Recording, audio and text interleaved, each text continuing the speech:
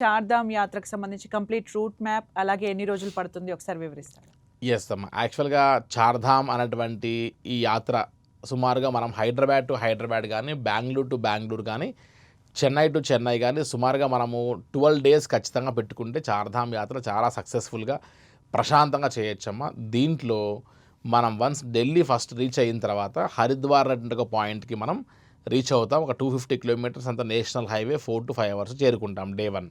అక్కడికి వెళ్ళిన తర్వాత గంగా హారతి ప్లస్ చండీదేవి, మానసాదేవి అమ్మవారి దర్శనాలు చేసుకొని వెంటనే అక్కడ నుండి మనం ఫస్ట్ హర్ద్వార్ అనే పేరంలోనే మనకు అన్ని ద్వారాలు అని పేరు వస్తుంది. చార్ధామ్ అన్నిటికీ సెంటర్ పాయింట్ హరిద్వార్ అనేటువంటి ఒక పాయింట్ నుంచి మనం ఫస్ట్ బార్కోట్ నుండి యమునోత్రి చూసుకుని, ఆ తర్వాత మళ్ళీ గంగోత్రి, ఆ తర్వాత కేదార్ జ్యోతిర్లింగం, ద్వాదశ జ్యోతిర్లింగాల్లో ఒకటైనటువంటి జ్యోతిర్లింగం. అది సేమ్ టైం 108 దివ్యదేశాల్లో అత్యంత ప్రధానంగా మనకు భూలోకంలో 107 ఉంటే, ఒకటి వైకుంఠం అయితే 107లో అతి ముఖ్యంగా దర్శించుకోవాల్సినటువంటి యొక్క దర్శనీయమైనటువంటి వైష్ణవ దివ్యదేశాలు మనకు కొన్ని చెప్తారమ్మ. ఒకటి తిరుమల, శ్రీరంగం, బద్రీనాథ్, నేపాల్‌లోని ముక్తినాథ్ ఇలా.